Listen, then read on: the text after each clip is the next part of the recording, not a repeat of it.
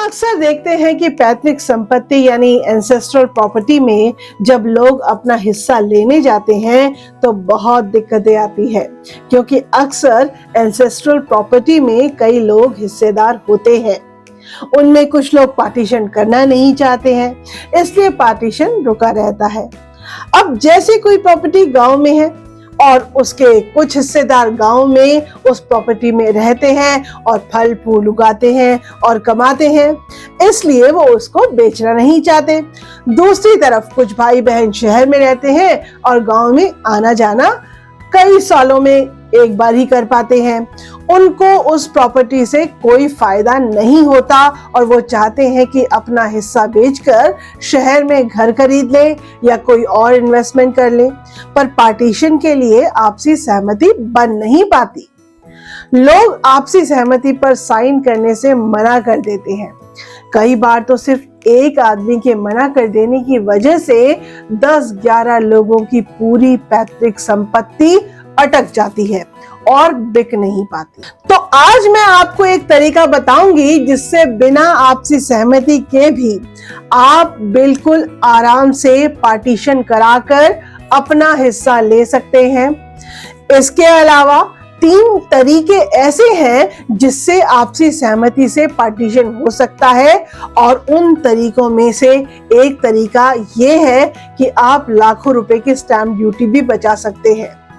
इस पर भी मैंने एक वीडियो बनाया है, उसका लिंक डिस्क्रिप्शन में मैंने दे दिया है। इसके अलावा पैतृक संपत्ति में क्या आपका हिस्सा है तो कितना है, इस पर भी मैंने एक डिटेल वीडियो बनाया है और उसका लिंक भी मैं आपको डिस्क्रिप्शन में दे रही हूँ। पर इससे पहले कि हम आगे चले, हमारे चैनल को सब्सक्राइब कर लीजिए, लाइक और ऑल बटन भी दबा दीजिए ताकि ऐसे इंटरेस्टिंग और यूजफुल वीडियोस आपको मिलते रहें। नमस्कार, मैं सुप्रभा और आप देख रहे हैं जिंदगी अनकट की आपकी जानकारी आपकी ताकत। तो अगर आपसे सहमति ना बन पा रही हो तो पैतृक संपत्ति का पार्टीशन करने के लिए ये तरीका है कि आप अपने शहर के सिविल कोर्ट में सूट ऑफ पार्टीशन दाखिल करें। अब आपको लग सकता है ये कहां इस कोर्ट कचहरी के चक्कर में फंसना पड़ेगा, ये तो बहुत लंबा मामला होगा और बहुत कागजी कार्रवाई होगी। पर एक्चुअली ये एक बिल्कुल आसान तरीका है, बस आप वीडियो को पूरा ध्यान से देखिएगा।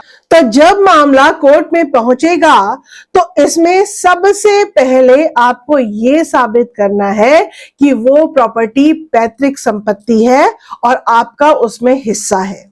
तो इसके लिए आपको कुछ डॉक्यूमेंट्स चाहिए। तो सबसे पहले इस प्रॉपर्टी के कागजों का इंतजाम करना है। अब अक्सर लोग सोचते हैं कि मेरे पास तो प्रॉपर्टी के कागज ही नहीं है, मैंने तो आज तक वो कागज देखे भी नहीं, वो तो किसी बड़े बुजुर्ग के पास है और वो दे नहीं रहा। तो ऐसे में बिल्कुल परेशान ना हो, आपको ओरिजिनल कागजों की जरूरत भी नहीं है। इसके लिए बस आपको अपने रेवेन्यू डिपार्टमेंट में जाना है और एप्लीकेशन लगानी है। वहां से आपको उनकी एक सर्टिफाइड कॉपी मिल जाती है। ये बिल्कुल मुश्किल काम नहीं है और पेपर आराम से मिल जाते हैं। यहां तक कि अगर आपके पास खसरा नंबर, प्लॉट नंबर भी नहीं है, तब भी पेपर आसानी से रेवेन्यू डिपार्टमेंट से मिल जाते हैं। फिर भी अगर आपको दिक्कत होती है तो मैंने इस पर एक वीडियो बनाया है, उसका लिंक मैं डिस्क्रिप्शन में दे रही हूं।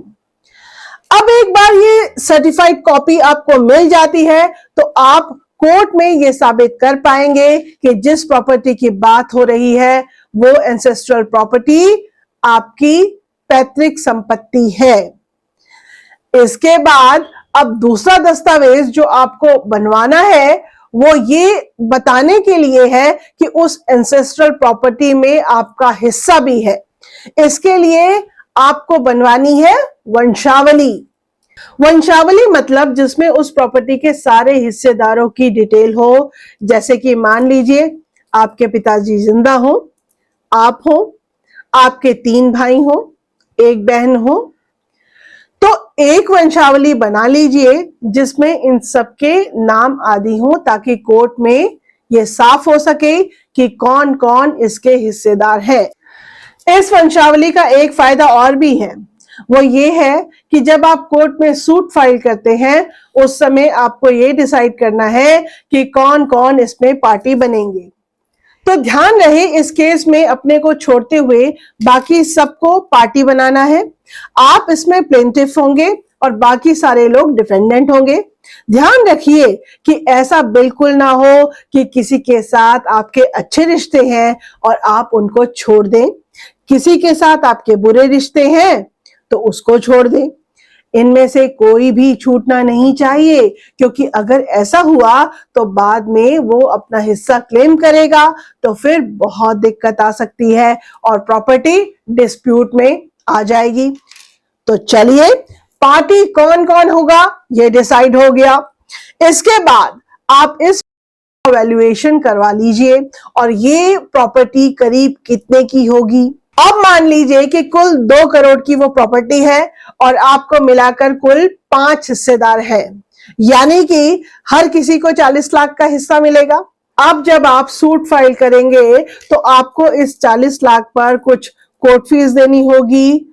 अब अगर आपके पास देने के लिए इतने पैसे नहीं है तो आप CPC 33 के अंदर कोर्ट में आवेदन कर सकते हैं। अगर कोर्ट को लगेगा कि आपका आवेदन ठीक है और इतना पैसा दे पाने की स्थिति में आप वाकई नहीं है तो आपको इस कोर्ट फीस में राहत मिल सकती है। अब एक बार कोर्ट में केस एक्सेप्ट होने के बाद कार्यवाही शुरू होगी। कोर्ट सारी पार्टी को नोटिस भेजेगा। सुनवाई के दौरान सबकी बात सुनी जाएगी और कागजात देखे जाएंगे। अगर कोई पार्टी 2 बार 3 बार नोटिस के बाद भी नहीं आती तो उसकी अनुपस्थिति में यानी एब्सेंस में ही डिसीजन सुना दिया जाएगा। सबकी बात सुनने के बाद, एविडेंस होने के बाद कोर्ट डिसाइड कर देगी कि क्या आपका हिस्सा बनता है और अगर बनता है तो कितना बनता है। कोर्ट के डिसीजन के इस हिस्से को कहा जाता है प्रिलिमिनरी डिक्री, जिसमें आपका हिस्सा डिसाइड हो जाता है। इसके बाद कोर्ट फाइनल डिक्री देता है। इसमें कोर्ट या तो आपको बता देगा कि आज से ये पार्ट आपका होगा और कोर्ट आपके नाम से प्रॉपर्टी को ट्रांसफर करने की डायरेक्शन दे देगा। पर अगर ऐसा हुआ कि प्रॉपर्टी बहुत छोटी है या प्रॉपर्टी ऐसी है कि उसके हिस्सेदारी पर पाना संभव नहीं है तो ऐसे में कोर्ट इस प्रॉपर्टी को बेचकर मिलने वाली रकम के बंटवारे के लिए कह देता है। अब आप जानना चाह सकते हैं कि ये सूट कहां फाइल होगा। तो ये सूट उस शहर के सिविल कोर्ट में फाइल होगा जहां प्रॉपर्टी है, और अगर एंसेस्ट्रल प्रॉपर्टी एक से ज्यादा शहर में है तो किसी भी एक शहर में फाइल हो सकता है, पर होगा एक ही शहर में। एक से ज्यादा शहर में सूट फाइल नहीं हो सकता।